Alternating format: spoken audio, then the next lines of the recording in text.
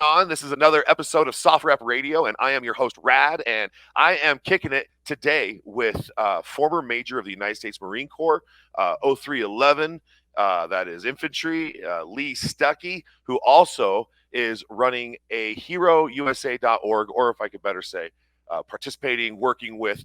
I'm going to let Lee say hello, so go ahead and introduce yourself. Yeah, hey, Rad, I really appreciate y'all having me on the show. I want to thank Zach Armstrong for connecting us, a long classmate from Marion Military Institute. We won't go into why I went there.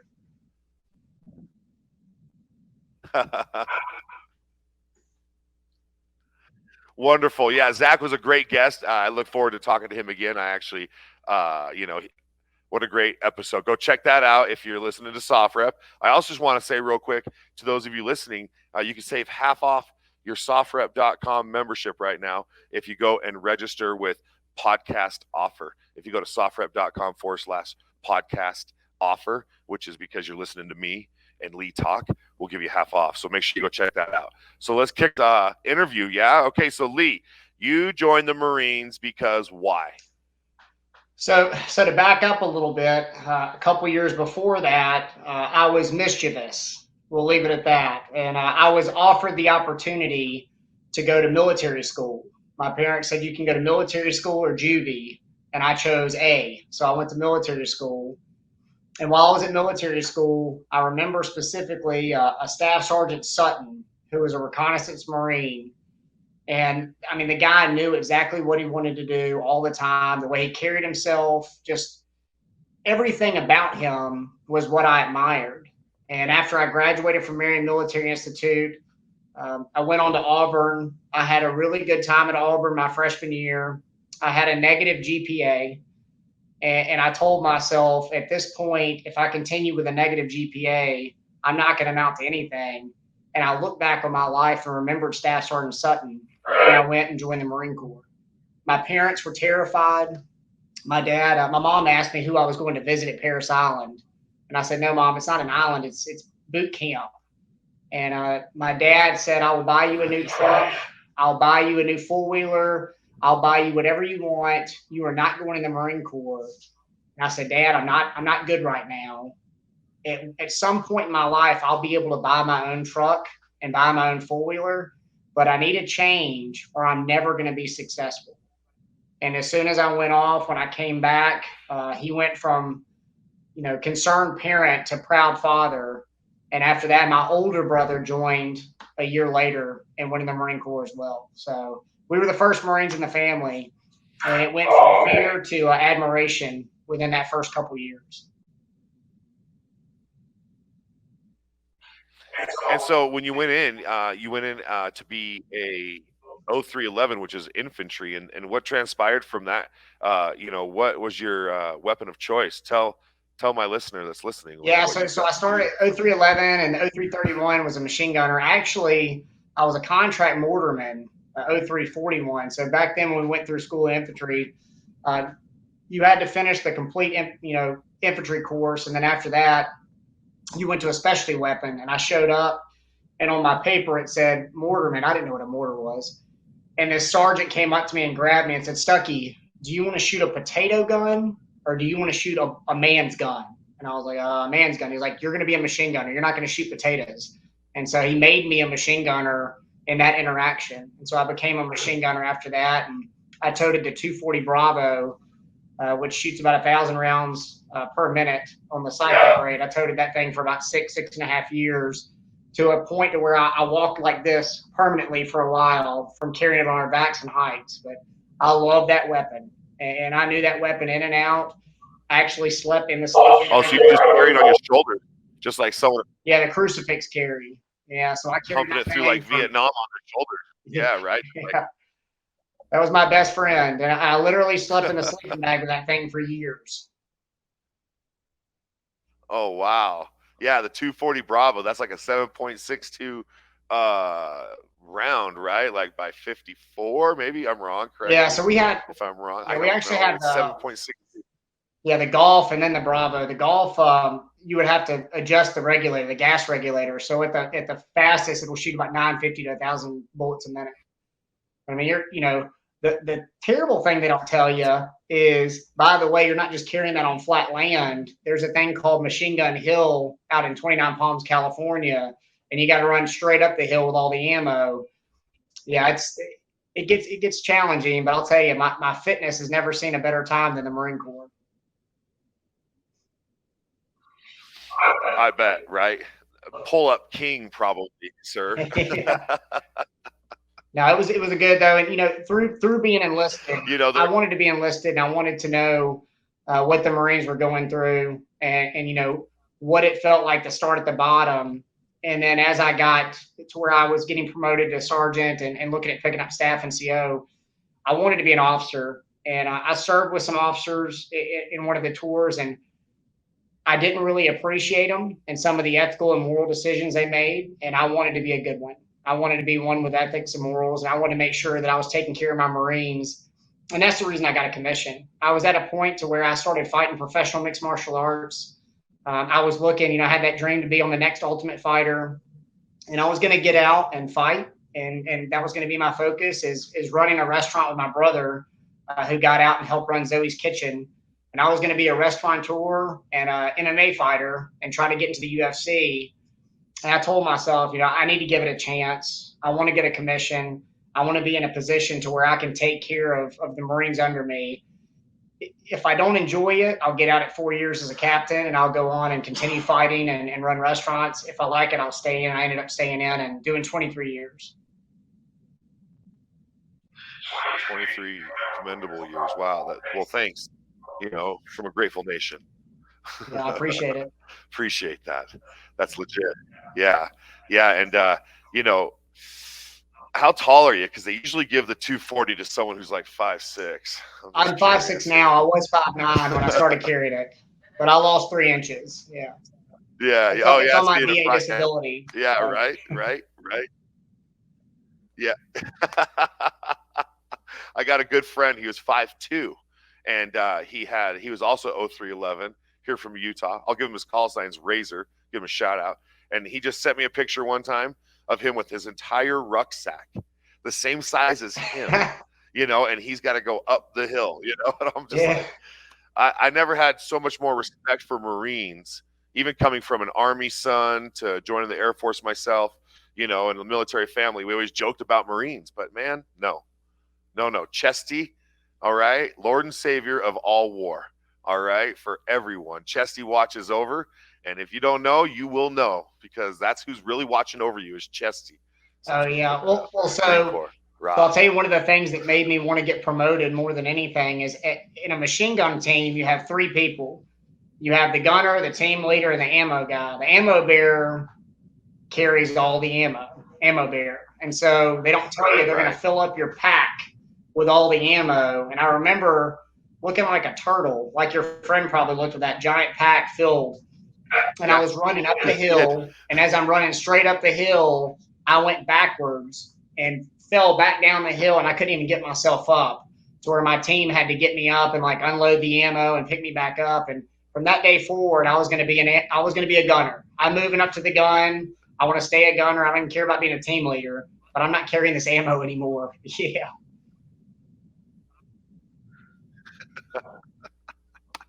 Wow, that's crazy. So you spend 23 years, you enlist, you learn the ranks, you hear what your men need, and you become the leader that you probably were inspired by some others, or that didn't have quite what you were looking for to be that.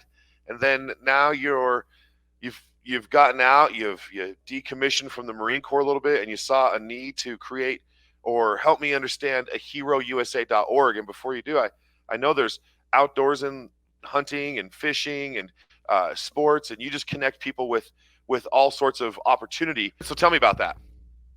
Yeah, so I actually deployed in 2003 to the invasion of Iraq. I went over there as a machine gunner. So did that deployment, obviously a pretty kinetic deployment. And then fast forward, getting a commission. I deployed as an officer from 2007 to 2008. Spent 13 months over in Iraq for my second combat deployment. Extremely kinetic. And then the last one was in Mosul, Iraq, when I was actually a liaison officer with 3-1 Cav. And it was a very, very bad place. So Mosul was definitely the most kinetic combat I saw. So after coming back from that combat deployment, 2007, I was blown up by a 100-pound IED in that second deployment. So, from 2007 to 2009, I really didn't tell the complete truth when you do your post-deployment assessments, and why leaders think it's a good time to give you a post-deployment assessment right before you're going on leave. The one thing between you going on leave is filling out this sheet of paper. So I just, you're not honest on those things, and I would be. It's hard to find somebody who's actually honest on all that. How many drinks have you had, or how much trauma did you have in combat? You just want to go on leave. So from 2007 to 2009, I had a gap, of a year from deployment, but I was blown up. And I was blown up and went through a lot of other attacks during 2007, 2008 deployment. And I didn't deal with it the right way. I was focused on getting promoted. I was focused on, being the first guy to work, the last person to leave, making sure I stayed, in top shape and be competitive to pick up captain and follow on to pick up major. And so I didn't tell anybody I was having issues. And I was sleeping barely at all, having a lot of nightmares. When I would sleep, they said I was having night terrors.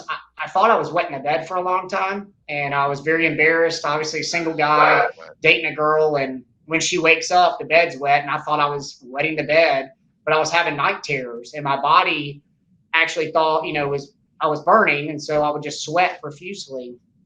So I didn't say anything to anyone for a long time, and 2 years of not sleeping really was not great for my health. Go on the deployment in 2009 to Mosul. And again, I just dealt with it. I dealt with not sleeping. I drank extra caffeine, extra Rippets or whatever we drink over there. And I came back in 2009 on recruiting duty, and it all hit me. I went from Mosul, Iraq to, Marine Corps recruiting duty in Alabama. And I was back in my house, in my cabin where I'm sitting right now, actually about 3 feet in front of where I'm sitting. And I drank and drank and drank and tried to sleep and tried to sleep. And I was using alcohol to sleep and alcohol to cope and alcohol to numb. And I went and I drank one night. And as I was drinking, I made a decision to kill myself and take my life. And at that night on Thursday in 2009, I went to shoot myself with a Glock. And as I went to pull the trigger, my cell phone was in front of me on the counter, and it said Mom. And my mom was calling my phone, and she calls me once every 2 weeks. But God told her to call me at that time. And a Glock doesn't have a safety.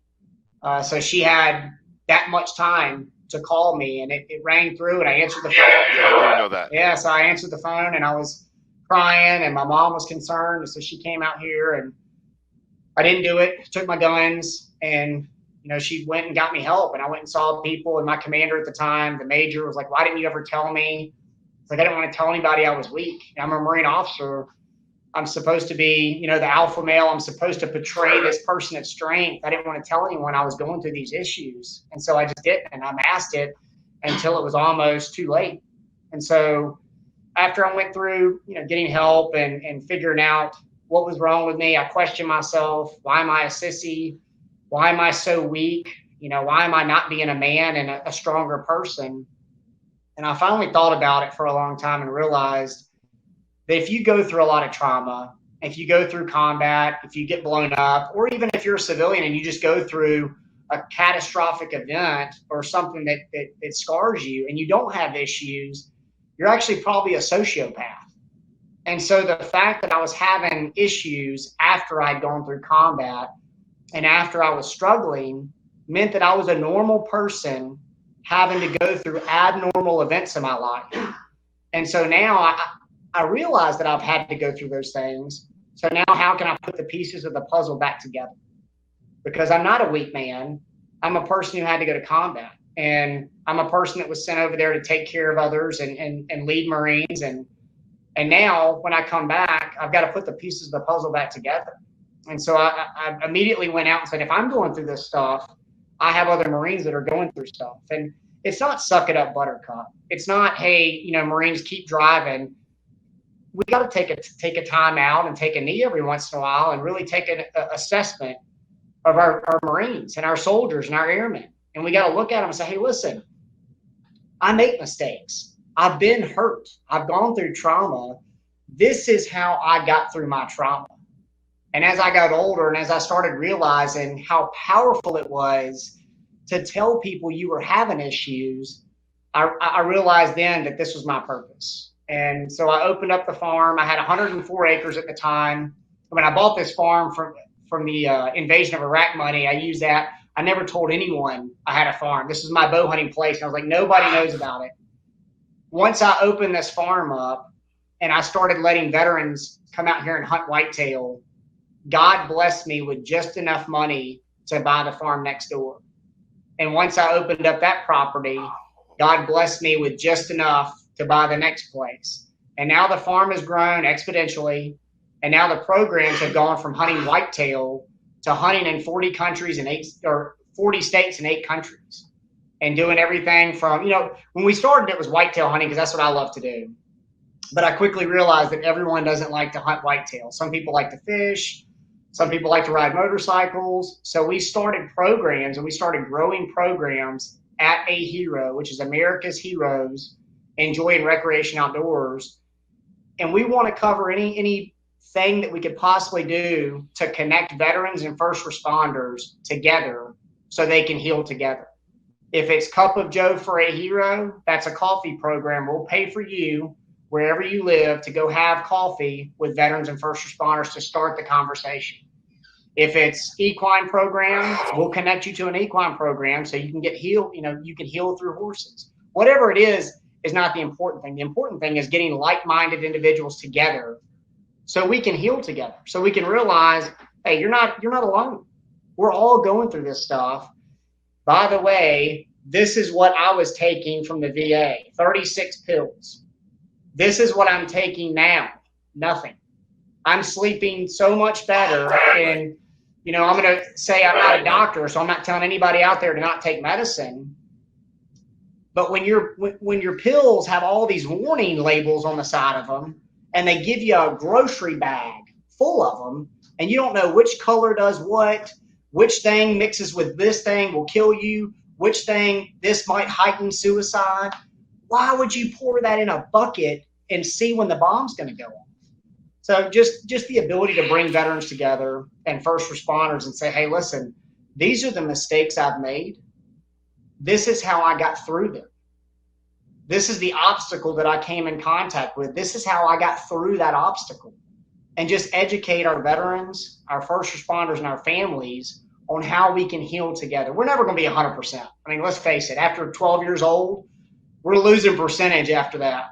But how can we get you as close to 85% as possible? So that's a really good. Yeah, exactly. Because you give yourself at 100% to the military. When you go through, processing and can you do a pull up? Hey, can you run? Hey, can you run faster? Can you do this job quicker? Can you do this? Can you do this? You give yourself 100% to them. And then sometimes you come out, maybe not physically broken, but, below the surface, there's just something that's just been, that has been broken. And it's okay to bring that to light and to get help about it. And to, like you said it best, take a knee. It's like, can you take a knee for just a second and catch your breath? Because you have endured a lot. You did 3 tours. You did like OEF 1 or 2, Operation Enduring Freedom. You were like, 03 is like the first wave in, and then you went back in 07. And then again, you spent 13 months over there, right? And then Mosul, that wasn't, and this is just you. And there's so many veterans who have been through so much, even from like Grenada in the 80s still, who are out there, like Desert Storm, Desert Shield, dealing with, Operation Serpent, Gothic Serpent with Mogadishu, where these guys still have, issues, these combat sorties where they've been involved, Kosovo in the 90s, late 90s, all of this. It's just like, I'm really just talking to you. If you've had any experiences out there and you're listening to our podcast session, I would just say that, there is someone out there that can help you. We can be your mom call right now. So like, if you're waiting for your mom to call, we're it. Just put it down. Yeah. Step away from the pills. Well, and the thing that I'll add to that, right? Rad, is I've never known anyone who's actually, I hate saying successfully completed suicide, but I've never known anyone that's done that. So Everyone that I've known that has completed suicide has been intoxicated or on a substance. And the biggest way to just continue the chaos is to add alcohol to it. And I've gone to treatment twice. I finished treatment successfully. And I'll tell you right now, I love the Marine Corps, and I'm Marine Corps through and through. But if we are the most fierce fighting force on this entire planet, what if we were sober? And that's what drives me nuts. I mean, we celebrate the Marine Corps birthday, and the whole goal is to see who can get the most hammered that night. And we focus our traditions on Ton Tavern. We're born in a bar and all this stuff. But meanwhile, we're letting our young Marines poison their bodies with all of this stuff. And then, if they get in trouble, if they get a DUI, or if they get, caught drinking alcohol, or whatever, we hammer them and we smoke them if they get in trouble. But we don't go to the problem, which is just alcohol. And I'm not trying to, God bless people who can have a beer or two and be okay. But I've never seen any good things come out of alcohol. And I've never been hammered and somebody walk up and say, Lee, you just made a great decision. But I've made some really bad ones, and I've destroyed a lot of relationships, or somebody else has been drinking, but there's always alcohol involved. And, now that I'm 42, what did it do for me? And so that's one of the things, as far as veterans, if you're listening, I can promise you, if you roll back to a year ago when I was going through retiring out of the Marine Corps, depression, everything else that I spent 23 years in the Marine Corps. This is what I did since I was 19 years old. I went through depression, and I went through alcohol issues the last part of my career. And where I was a year and a half ago to where I am now is night and day. And I changed one thing. I stopped drinking. That's the only thing. I went from barely remembering to brush my teeth, and now I run 3 nonprofits, 2 LLCs, and manage 700 acres. And I did all that with one thing I changed. That's it. I mean, and again, I'm not sitting here saying you're going to go to hell if you drink a beer, but I'm just telling you, I'm living proof of I've stopped one thing, whether it's a substance or whatever. I mean, and it's night and day. So it kills me to see people celebrating it, and to see the new, every commercial you see is sex and alcohol. And we got to stop teaching our young people this stuff, because it doesn't make you cooler. It just makes you where you have no clarity. You make stupid decisions. And then once you fall on your face, that's when you know who your real friends are. The ones who put their foot on the back of your head, are the ones who actually pick you up. So if you're listening and you're thinking about drinking, don't start.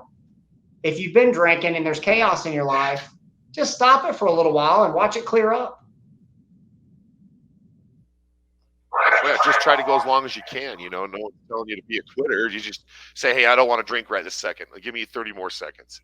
Maybe that 30 seconds turns into 2 more minutes. Maybe that 2 minutes lasts a 30-minute session and you're not having a beer. Maybe you can go to bed without having that last beer. Maybe you can just wake up without having another beer. It's almost like when I quit smoking cigarettes, I just kept my pack of like half a pack in my car. And if I wanted one, I was a man enough, I could choose to have one.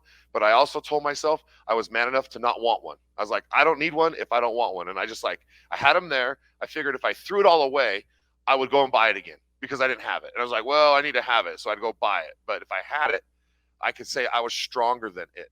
And I quit cigarettes 17 years ago, super hard to quit. Addictive, additives, totally wants me to keep smoking.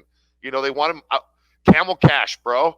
Okay. I mean, I was like, this is how much money am I spending on this every day? And at the time it was like $3.30. Today their packs are like $12 some places. And so I quit smoking, and I took all of that money every day and I bought combat gear, and I would resell it. And now I have 2 stores, a full indoor arena that does a kill house, because about 17 years ago, I took the money that I was spending on my one habit, my one thing, and I flipped it into a positive. And now today, I swear it's because I quit smoking cigarettes. And I bettered myself. I got healthier. I was doing war games every weekend, and I was always heavy breathing, smoking. I was like, this is killing me. I want to be active. I'm fighting against like 19-year-olds. And I was 30, maybe, no, 17 years. I was like 20 something. Plus, you know what? I didn't want my kids to see me smoking cigarettes. So whether it's alcohol or smoking, I just kind of wanted them not to see that, you know? So I had a lot of reasons to kick it. So I did it. And, you know, it's not easy. And I'm just trying to be vulnerable and open up and say, you know, nobody's perfect. We all have vices out there. And all you have to do is just try your best to just kick it. And yeah, you know, it takes a dumb moment with alcohol, you know? It's just a dumb moment. It really does. You know, and so think about this though. Think about let's just pretend the military, combat, pretty stressful job, regardless of what, you know, branch. We're gonna put that as 100%. That's a pretty high risk job. Then we're gonna add alcohol. So they've probably got trauma. They're probably gonna drink. Now we got alcohol and a high intensity, high risk occupation. And then we're going to sprinkle in some medications from a psychiatrist that sees you once every 2 years. They have warning labels, and we're just going to see if everything works out. Good luck. It's just crazy. And, you know, now that I'm on this end of it, I realize that, I mean, they were giving me Ambien, and I took Ambien for 13 years. And after my last, I was at Wounded Warrior Battalion, Wounded Warrior East, when I retired from the Marine Corps. One of the psychiatrists that I ended up seeing said, you're not supposed to take Ambien for longer than 6 months if you don't have a traumatic brain injury or post-traumatic stress disorder. If you have a traumatic brain injury or post-traumatic stress, you're never supposed to be prescribed Ambien. I had both, and I was on Ambien for 13 straight years. The doctor actually looked at me and said, that's unbelievable. They said the Navy's probably killed you years before you would have died. It's crazy. But that's what I'm saying. Like these magic, crazy. There's no such thing as a magic pill. There's not. Well, not that, you know, Heath Ledger, he played the Joker in Batman, and he died on that movie set because they said he was taking sleeping aids and like mixed it with a drink. You know, he probably just like went bam, tossed it back and went to bed and didn't wake up. I mean, that's something, you know, that's just not to be kind of mixed up. Like you said, they just give these things and say, take these and we'll see how you do in 2 more years when we see you again, if we see you again. Yeah, I just, you know, for people out there that are listening, I just hope that you really look at the pills you're taking. And so for AHERO, for our program, what I had to do a couple years ago, about 4 years ago, is we made it alcohol free. All of our events are alcohol free. People who participate in our event, even if it's not a veteran, is alcohol free. It's because we realize the liability. I don't know if you're a veteran that's been sober for 2 years that had a previous alcohol issue. And so the last thing I want to do is put together a veterans retreat that's supposed to make you healthier and happier and reconnect you to veterans.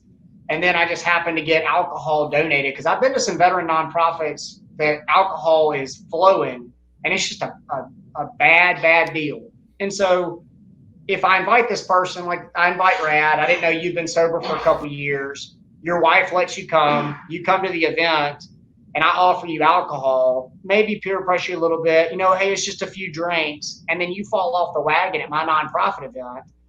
The donors are paying for this booze. It's all bad. So we removed alcohol from everything. There's no alcohol, period. I make them sign waivers. I enforce it. I want you to come to an AHERO event. I want you to remember the connections you made. I want you to remember the time you had. I want you to have clarity throughout the event. And I want to look at you in the eyeballs with a sober face and say, we are going to help you. And I'll connect you to the resources, and you'll remember it. Instead of me flying you somewhere for 4 days, you get boozed up for the whole weekend. And at the end of it, you don't remember the time. That's not what we do with donation dollars. And so if people are listening, if you're donating to a nonprofit, you need to check and see if they've got an alcohol policy, because if not, you might be paying for them to get boozed up and take pills. Yeah, kind of counterproductive to the situation when you're trying to, advocate for stopping that and then having it on hand. And again, you don't want to be the reason why somebody, jump back on the wagon.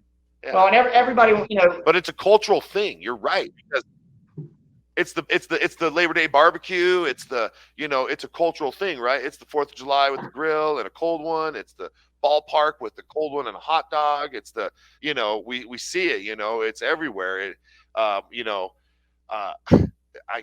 There's a capitalism involved with it, of course, right? We can't get away from brand names of the stuff, no matter where you turn, right? Whether you're driving down the freeway, it pops up on a billboard, and it's like, time for a cold one, or that little, I want to say trigger.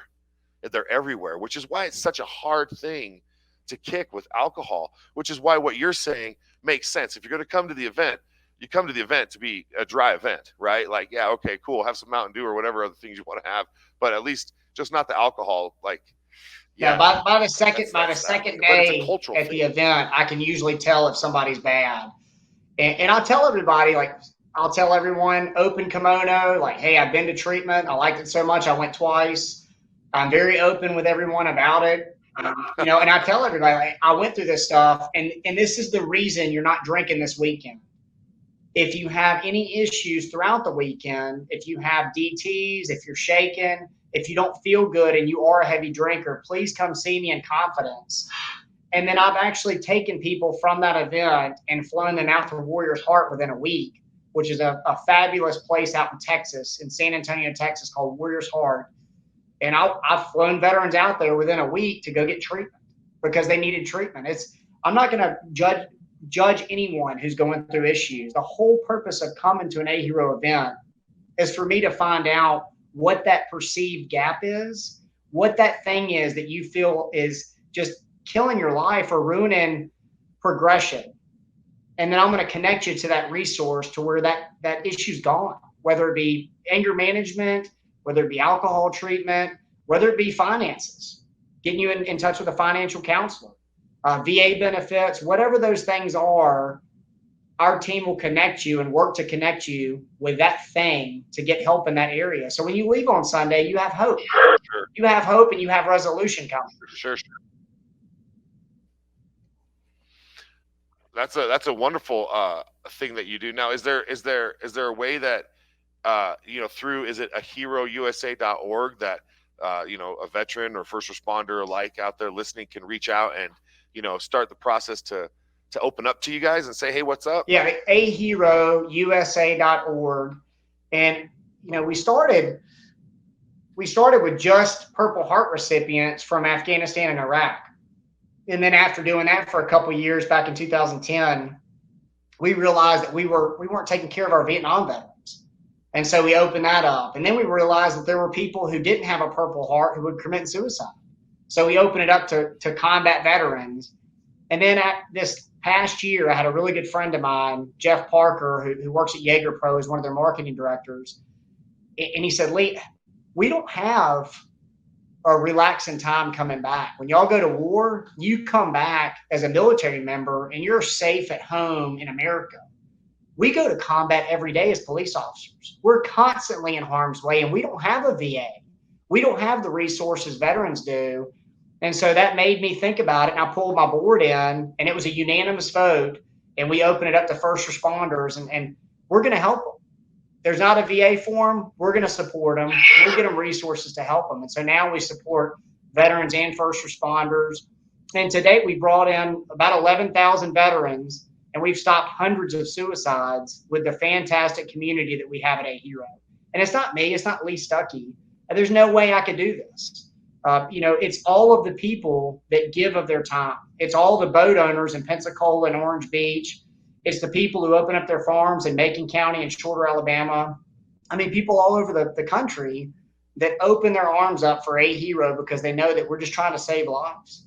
You can absolutely go there, and our board is all volunteer. I probably make negative $80,000 a year being the CEO of AHERO. I'm the janitor to the CEO. But none of us get paid. We're all volunteers, and my farm, where we're sitting right now, we've had over 8,000 veterans stay in this cabin right here. And I don't know if you've ever made 8,000 bunk beds, but it ain't fun. But this place, you can look here, this picture of Kyle Carpenter. This is the picture from Kyle Carpenter in the White House when he got his Medal of Honor. And Kyle stayed here. And so I've had some history books stay in this cabin. And the people that we've had walk this farm this is hallowed ground. We've named all of our green fields after a veteran who's either been killed in action or wounded in action.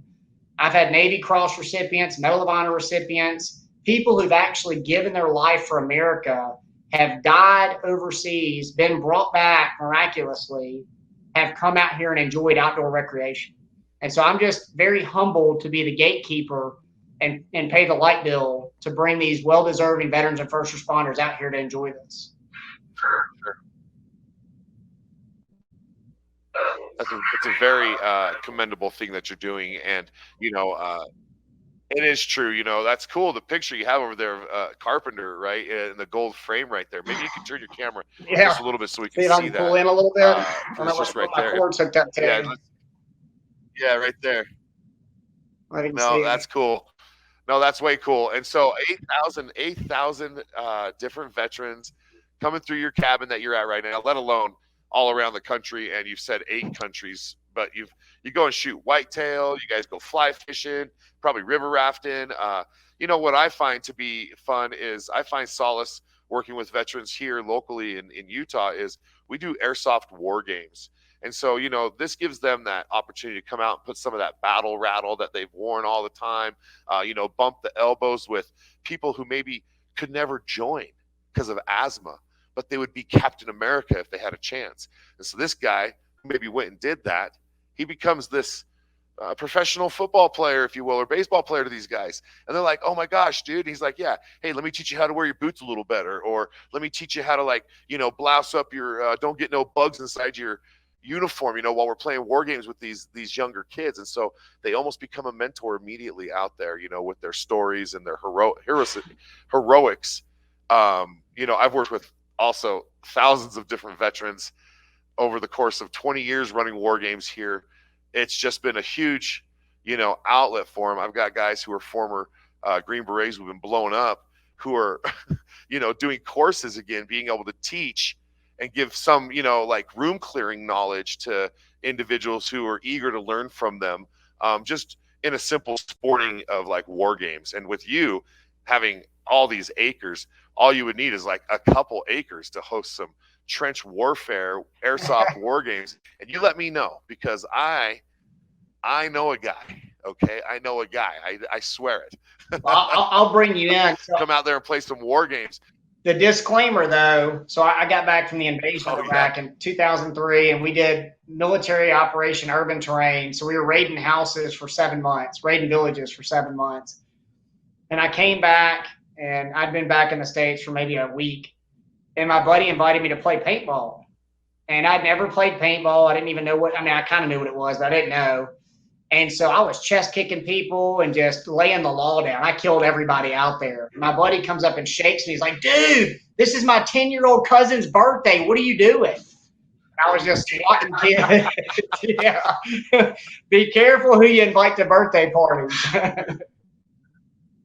It's the Marines. No, it's the Marines. And I'll tell you right now, because I sell airsoft guns, right? And so every time a Marine comes in and I find out they're a Marine, I'm like, don't pull the charging handle. I'm like, the first thing you do is you're like, please don't pull the charging handle, okay? Let me show you. Just pull it back a little bit. It's an airsoft. Yeah. Because I had a Marine just wham, pull it back. And it's he's like, did you want the springs and stuff out of that? Yeah. And I was like, oh, so there is that. And I had another guy come home straight from Afghanistan. And he put the night vision on. We were doing a night game. He dropped night vision. And we have tracer rounds. So when you're shooting them through the night vision, it just looks just like tracers. And so he had to go sit down for a minute. He's like, it just sucked me right back into the nods and to that tracer environment. And I was like, okay, cool. Well, you're home around brothers. We got you. We'll get you home. Again, that's the point. You're home. If you need help, you can reach out. I'm available. And I say it on all of the podcast episodes. It's Rad Rockin' on Instagram. You can hit me up and say, hey, Rad, I was listening and you said you can reach me and it's 2 a.m. I'll try to respond. Just if I don't respond at 2 a.m. and you're tripping out, just give me a minute to wake up and I will respond. So you have to wait for me to answer. Okay. Don't do anything till I reply. Yeah. Well, I'm going to take you up on the airsoft. We got plenty of places out here at the farm. So that my deer would get a little freaked out. They're usually spoiled. So I don't know how they'd take to it, but we'll adjust. I have stalked deer thinking it was people in the war games here in Utah. I was moving through like this old pond area, and it was like weeds that are all tan and dried out. And I was just moving, and I heard this like rustling, and I was like, okay, I got a couple guys I'm moving on. Next thing I know, tick, tick, tick, tick, tick, tick, tick, tick, tick, right in front of me. This deer goes bolting right in front of me. I was literally stalking a deer in pitch black darkness, and I was like, okay, Rad, deer kill people, all right? Like they can literally like beat the crap out of you, bro. Tick, tick, tick, tick, tick, punching you. Airsoft gun will do nothing. Yeah, I've seen the video where the 8-point buck attacks that guy. I wouldn't fight one. Yeah. No, but just being out here though around the farm, No, I would not. You would love to see the farm and see how we dedicated the whole farm to the veterans. And when you go around, you know, it'll have the picture of Kyle. There's an area named after Kyle, and in the shooting house, it has his Medal of Honor citation up in front of it. So when you're freezing your tail off at 4 a.m, you can read what Kyle did. And it's also an opportunity for the family members who've lost their loved ones to have a dedicated area. And I send them updated videos and pictures of their loved ones that were killed in combat and say that their name will never be forgotten. They will always live at AHERO Farms. They will always be here with us. And so it's just a humbling feeling. So, but yeah, I mean, the programs though, Rad, I'll tell you some of the neatest programs. I want to get into this is we had entertainment. We always had music as a part of every weekend. Anytime I had any opportunity to have country music, I had one of my buddies and friend that lives down the road, Kevin Adair, come play for the veterans. And he's been playing for 12, 13 years, wouldn't take gas money. And I could call him up at the last minute and he would come over and play music. And fast forward to now, in the last couple of years, we linked up with Operation Song. And through Operation Song, we started Music for AHERO. And what we do is we bring in singers and songwriters, Jeff Sylvie out of Nashville, Kevin Adair, Rusty Tabor, Mike Carrata, who's a retired Marine colonel, who's also a fantastic musician. And we team up the veterans with the musicians. And they talk about combat, they talk about whatever is bothering them and their trauma they went through, and they write a song together. And then the musicians play it for the crowd that night. And so I watched it, and I watched healing take place with the veterans.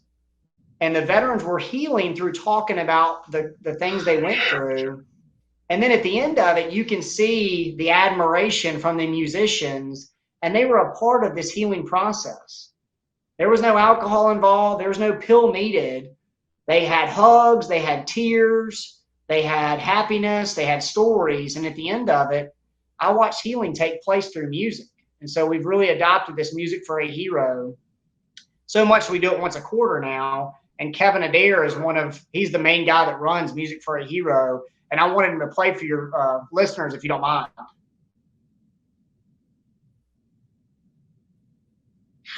No, I don't, as a matter of fact. And I think I kind of looked him up just real quick and noticed that I think he streams on SoundCloud, right? Am I understanding that? Kevin does? He does. And he's here to play for us right now. Quick, and I want to introduce Kevin. Yeah, dude, let's go ahead. Grab your guitar, buddy. Sure. Hey, guys. Hi. Man, I love the beard. Hey, welcome to SOFREP Radio, Kevin. Hi, nice to meet you. Oh, hey, thank you. It is. I am who I am, my friend. No problem. Nice to meet you as well, Kevin. Now, I think we can listen to some of your songs on SoundCloud. Is that right? They're out there? Yeah, they're on SoundCloud. I have a couple of little sites here on SoundCloud, Reverb Nation, and a little small YouTube one. But yeah, you can find them there. And some of the songs that we had written with Operation, you can find some of those songs there too. So tell them the name of the album and why it's called. All right, wonderful. Well, yeah, so I'm gonna go ahead and introduce you. You can tell us the name of the album, and you're gonna play us a jam from it, and you have the undivided attention. Sure, yeah, absolutely. Thank you, buddy. The title of the album coming up is gonna be called Almost a Memorial, because it literally was almost a memorial. I was stricken with a disease about 2 years ago, and a man right here actually pulled me out of a dark spot. And I feel so compelled to help these guys out and listening to their stories, and I've been a part of writing some of the most powerful songs, and they're true, and they're all true. And that's what really inspires me to continue and keep going with that.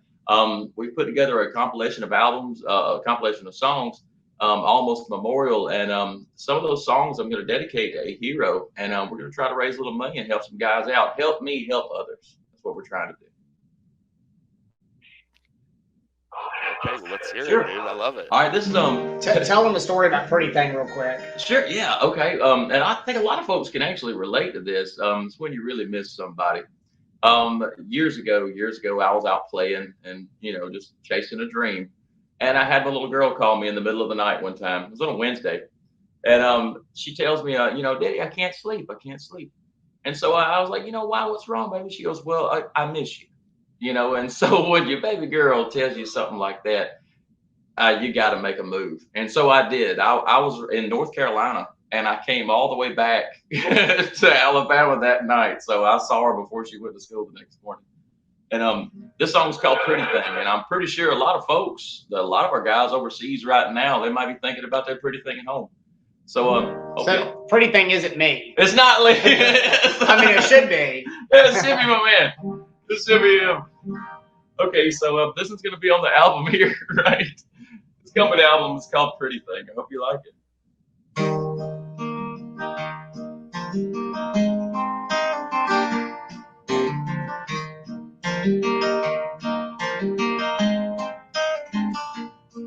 Hey, pretty thing, you got my heart on a string. Tell me something.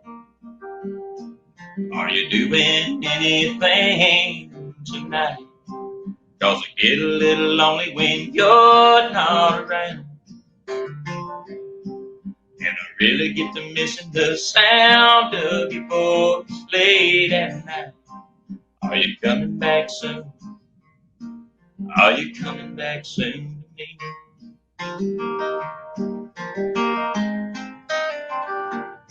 And hey, pretty thing,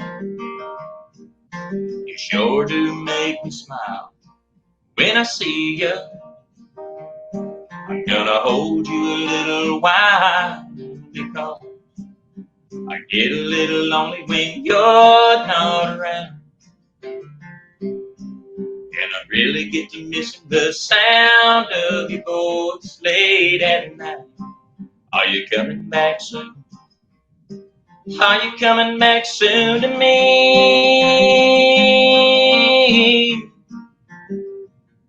Coming back soon.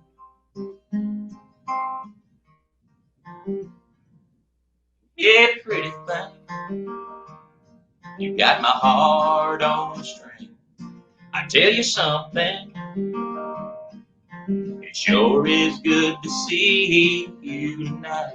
'Cause I get a little lonely when you're not around. And I really get to missing the sound of your voice late at night. Are you coming back soon? Are you coming back soon? Are you coming back soon? Are you coming back soon?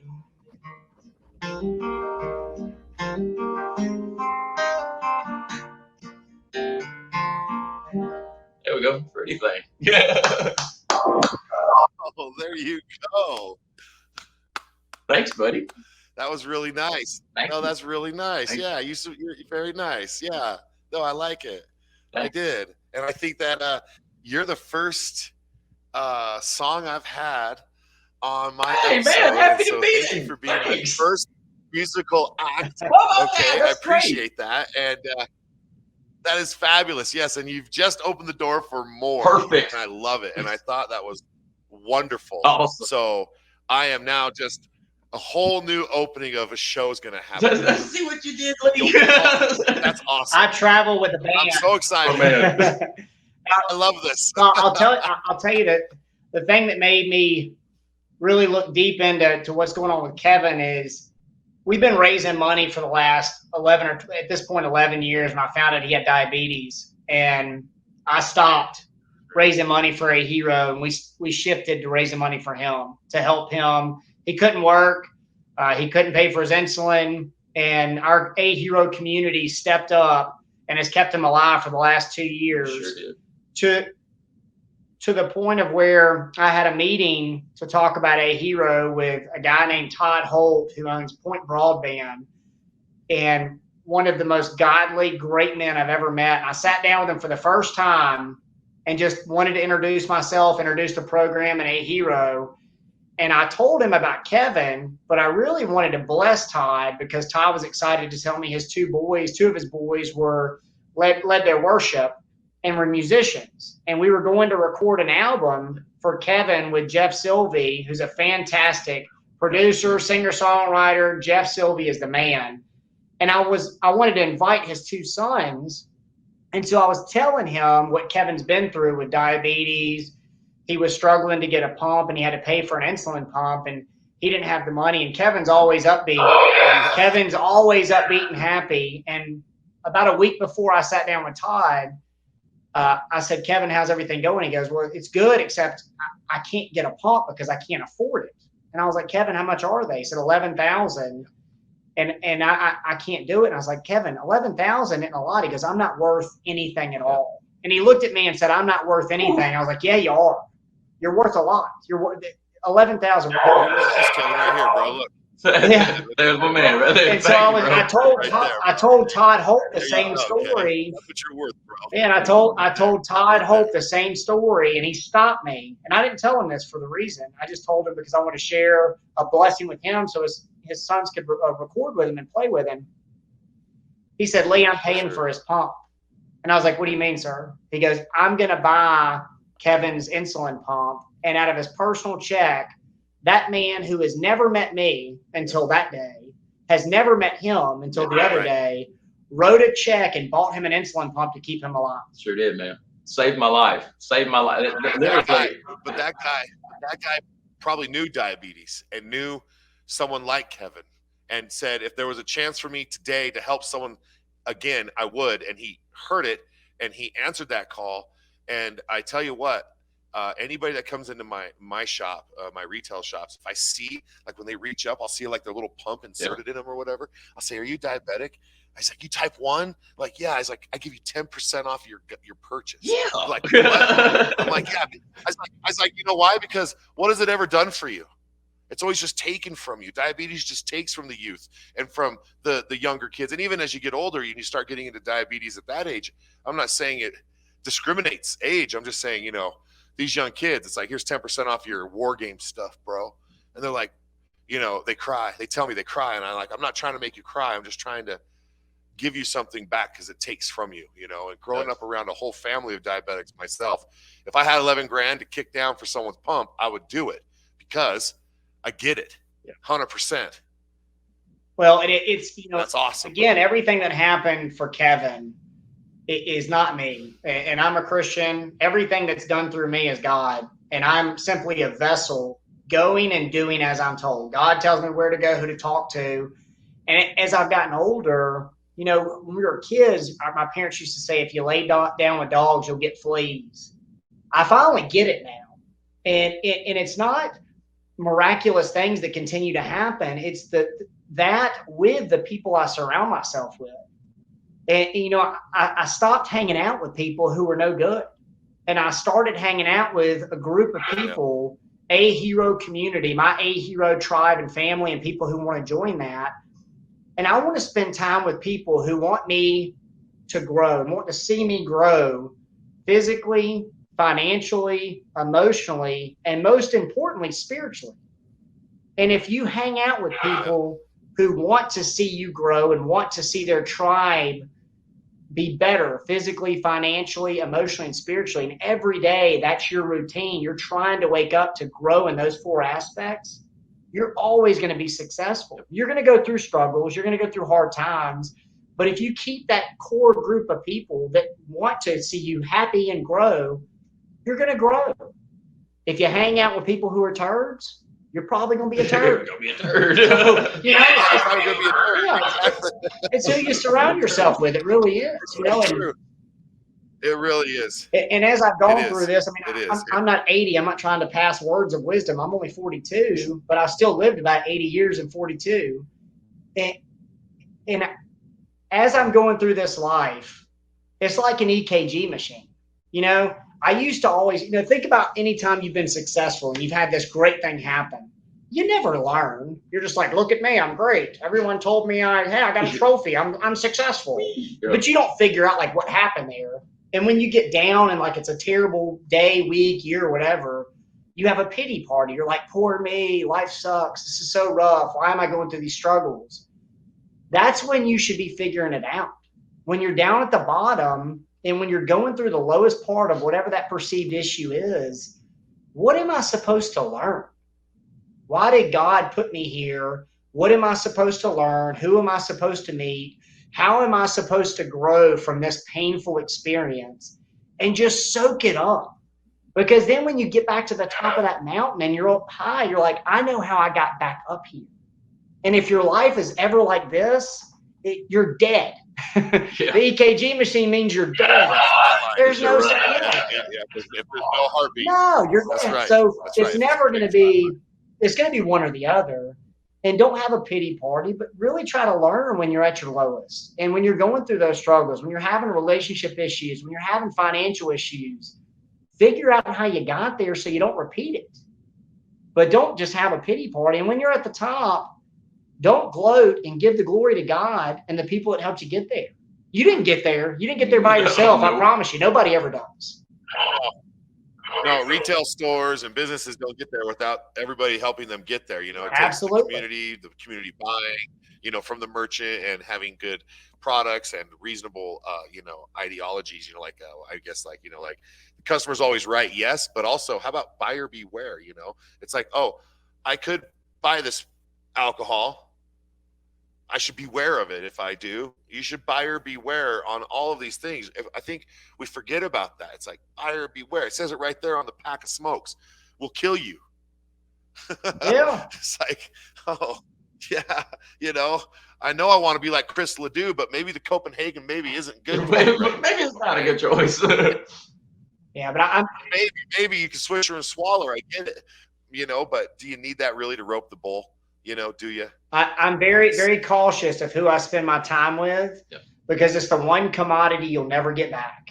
And, now my dad's 93. I'm blessed to still have my own. No, it's true. Yeah, my dad's 93. My mom's 78. And so now I'm trying to fight to get time back with my family. For a long time, I was hanging out with whatever friends it was for that year, whatever girl it was that I was dating.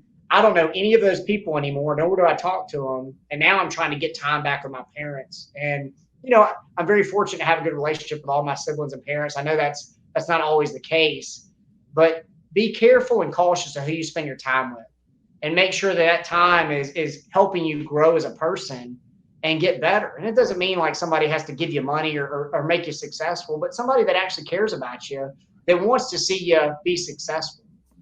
Right. Correct. And I think that's what you achieve at AHEROUSA.org.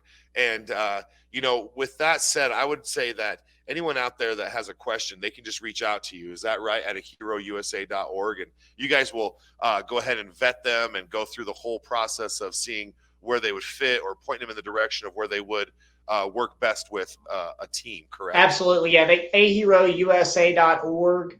They can go and register, leave comments.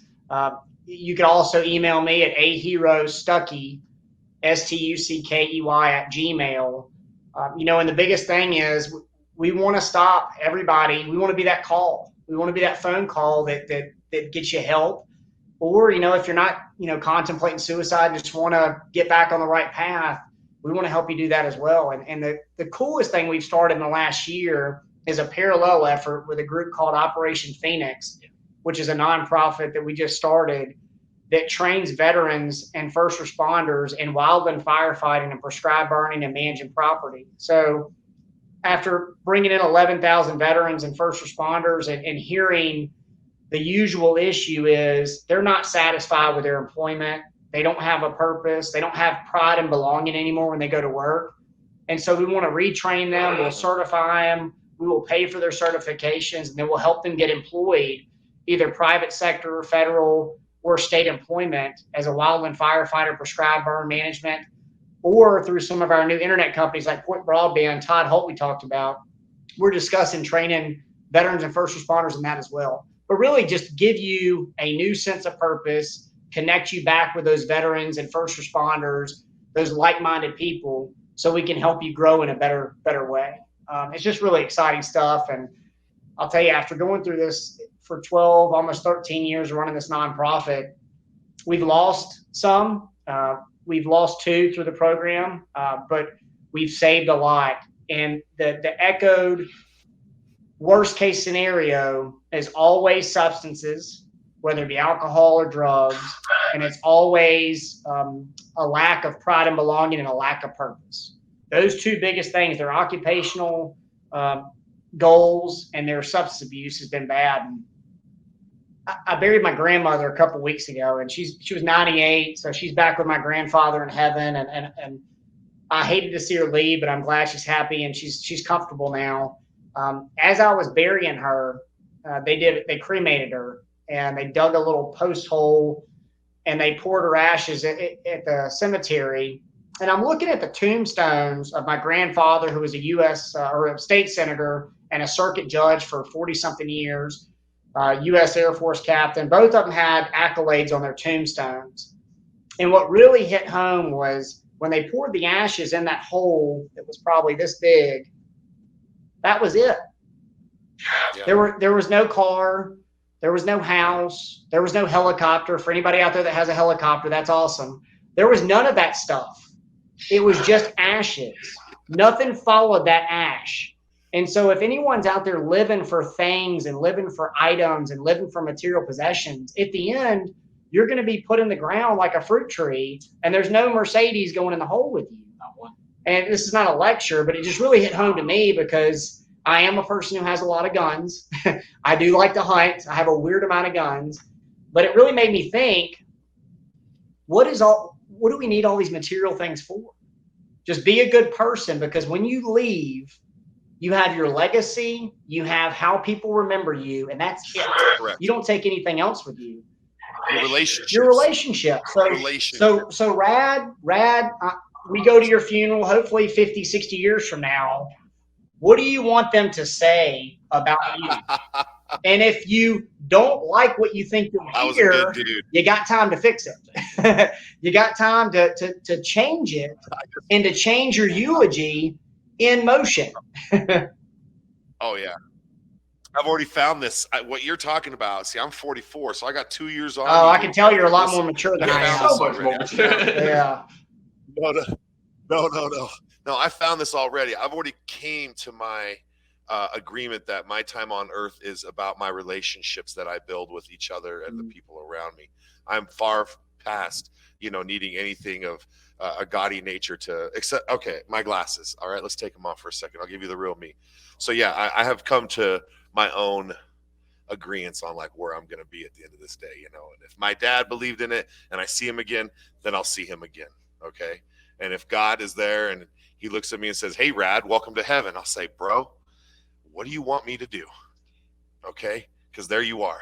So growing up in a predominantly Mormon state myself here in Utah, I'll tell you, there's a lot of, Christian beliefs and values around here that I'd like to see be good to go. So I'll just be a positive influence and just always do the golden rule unto others and approach them and give what I get. So the respect I want is what I'll give. I think that's the best way to go. For some reason, looking at you and your glasses and hearing your name, Rad, I think that they're going to welcome you into heaven with a Stratocaster. Yeah, man. And they're going to be playing some Van Halen. Yeah, bro. There's definitely going to be an electric guitar in there. I love it. I'm all for it. You can hang out with me anytime, I promise. And if I can't quite make it there, just come visit me. If you're in the top, just come visit me. We'll have you an Airbnb. Right. Okay. I got you a backstage pass. You just come on and see me, okay? and Kevin, I just want to say that was very, very nice to listen to and pleasing. I just want to let you know. Hey, thank you, brother. Thanks for having us. Voice. I wasn't sure what to hear.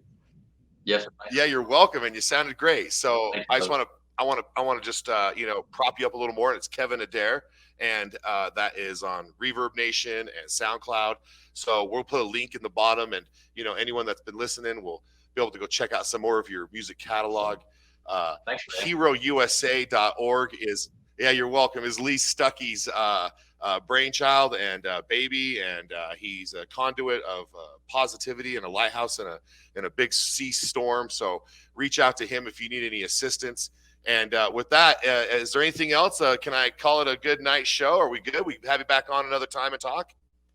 No, yeah, it's been great, and I'd love to come back on the show, and I really appreciate the opportunity. And shout out to Zach Armstrong for putting up with me at military school and for continuing to grow. And it's ironic to think back to where we were back then and where we are now, and I'm glad to see him just be so successful and so much better. And I'll tell you, I've fallen on my face enough to where my nose should be flat, but I'm just glad that I had the team around me and the people and support to get up and continue to help people. And I know that without a doubt, God put me on this earth to help people, and that's what I'm going to continue to do until the day I die.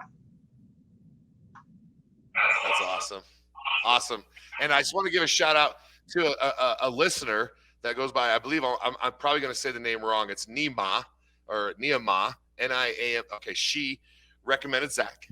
Zach recommended you. So I got to give her a shout out, and I just want to let her know that I'm listening, and I see your comments and I get your feedback, and we appreciate you submitting great talent that should be on SOFREP. And if you're listening and you'd like to be on SOFREP Radio, you can hit up the I think I should be on SOFREP Radio and talk with Rad about something, and maybe we'll pick you. So again, to my listeners who have listened or just joined in, you can go ahead. Yeah, sorry. Well, one more thing please. I'd forgotten about, but I think it's important to finish with this from me is, we get too caught up in figuring out what should be stressful and what shouldn't. And going through the military, like when the Marines would come in and tell me how they're stressed out, what they're going through, we're human. A lot of times, like, that's not that big of a deal. I had to stop doing that. And I had to realize, after helping a lot of veterans going through this process, that it doesn't matter if it stresses me out to hear their story. Whatever is stressing somebody else out and whatever is causing chaos in that person's life, don't discount it. If somebody maybe isn't a combat vet from the war in Fallujah or whatever, but they served and they're stressed out and having issues, they still need help. If people are reaching out, don't try to gauge their stress and figure out, well, that's not really a big deal. It is a big deal to them. And so the more I've done this, the more I realize trauma is trauma, whether it be combat, non-combat, whatever. It doesn't matter to me. When veterans and first responders come to me, I don't judge them. I don't try to say, well, that doesn't sound like enough war to come to us. I just want to help people. And I think the more we realize that we're not supposed to judge other people's stress, we're not supposed to figure out why they're stressed out. They're just reaching out because they want help. So just help people. And you'll get a lot farther. A lot of people will listen to you, and you'll help a lot more people that way.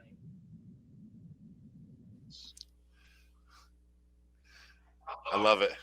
I do. And God, dude, it's just so close to home, because right now I got a friend who's been hitting me up on Messenger, just like he just got out of a unit, not like a military. Well, he was in the Navy, he was in the submarines, but he's been out for a while. And he just got out of like a hospital unit where he was dealing with demons. He just got out like 2 days ago, and then he hit me up again last night, and he's just like, I think I'm having demons again, and I'm just gonna try to knock them out with alcohol or whatever I can find. I was just like, well, have you tried anything else other than, pills? Have you tried any, like, going outside and doing anything? He's like, I'm going to sell all my stuff. I just had this huge, worse relationship. She doesn't love me anymore. This a lot. And I'm just sitting here listening to you, thinking about him. This is like fresh on my plate, right? And I'm handling his conversation, saying, I got you, bro. Like, I almost want to say, I know you're your own man to make your own choices. And I've talked to you so many times. How much more can I keep talking to you to tell you that you matter? Because you matter. He does matter. Maybe often. And so when they do reach out, and they are just 100%. And so they're throwing that flag out there like, hey, I'm hitting you up at 2 a.m. on Messenger, Rad. And I'm like, you are. And so when I say hit me up, hit me up. Yeah. Right. I'll talk to you. It's that easy, right? Customer service. What's up? 24/7. Yeah. The one thing though is to go back to our earlier conversation.